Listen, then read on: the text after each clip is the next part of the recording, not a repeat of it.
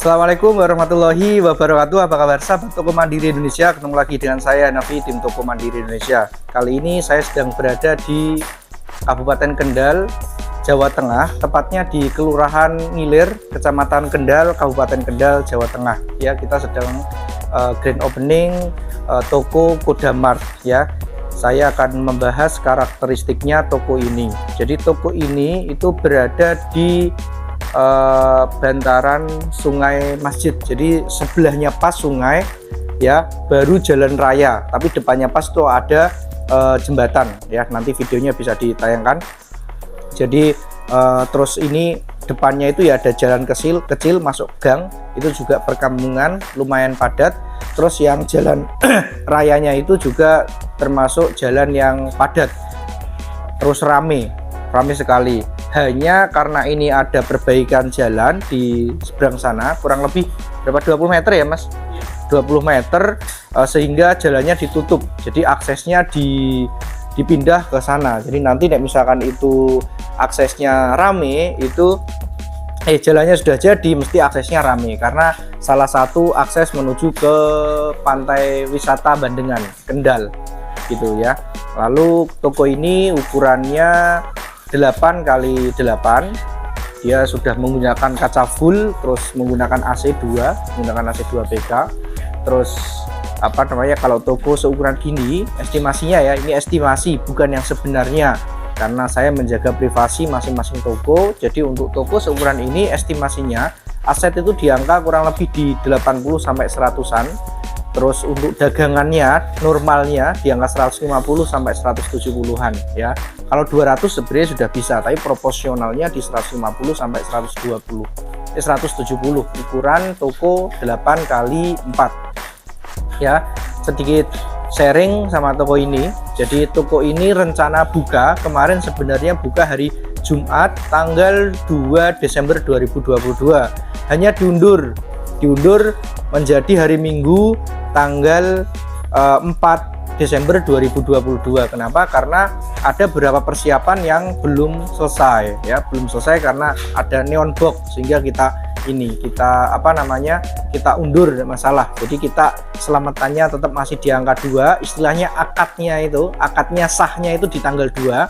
Terus resepsinya hari ini di tanggal 4, jadi tidak masalah.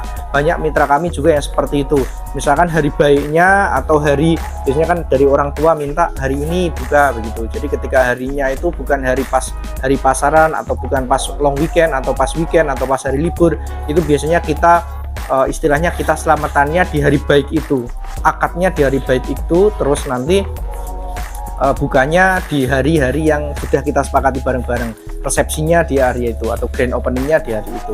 Supaya apa? Supaya untuk menarik masyarakat lebih luas, lebih banyak, karena kalau hari libur kan mereka akan banyak masuk. Karena saya sampaikan bahwa perlu diketahui bersama bahwa toko pertama kali buka itu orang masuk toko bukan karena pengen beli. Yang pertama itu ya, yang harus dicatat adalah orang kepo mau beli, penasaran mau beli, pengen ngerti, akhirnya masuk terus beli. Nah di situ ini tempat atau kesempatan kita untuk bisa memanfaatkan momentum itu.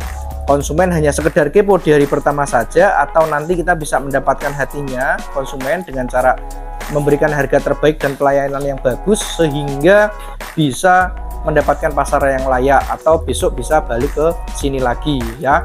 Tapi karena ini ada tadi kejadian saya jelaskan, ada penutupan jalan, sehingga di sini nanti ada dua tahapan. Yang pertama ini ada kesempatan sih untuk banyak melakukan evaluasi. Terus nanti ketika jalannya sudah udah dibuka, saya menyarankan kepada pemilik toko ini untuk bisa upgrade lagi, minimal dibuat acara bazar-bazar lagi untuk mengenalkan lagi ke masyarakat luas lagi, gitu konsepnya ya. Jadi terus toko ini juga sementara nggak pakai gudang dulu ya, sementara ya, hanya menggunakan ruang toko saja. Terus terkait masalah ini, toko menggunakan kaca kanan kiri, depan sama sebelah kiri, karena kiri itu adalah pandangannya dari dari sini, dari jalan raya supaya langsung kelihatan ke sini ya, sama depan. Ini bukan kaca, karena menggunakan kaca sehingga otomatis ini harus menggunakan AC. Kenapa? Karena kalau hanya menggunakan kaca saja mestinya cukup panas pasti ya. Jadi menggunakan kaca atau tidak itu yang pertama pilihan.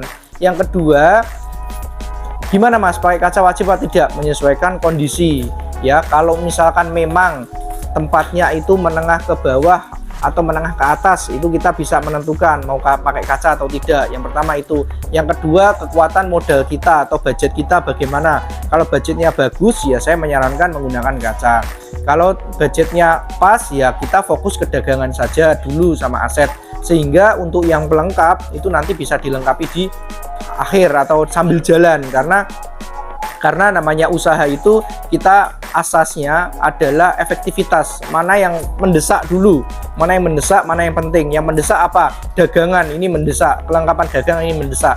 Kalau kaca apa? Penting, ya penting, tapi bisa diganti dulu. Itu kalau modalnya atau budgetnya ngepas gitu ya. Kurang lebihnya itu sharing dari saya terkait Kodamart ini. Mudah-mudahan apa yang saya sampaikan bermanfaat. Assalamualaikum warahmatullahi wabarakatuh.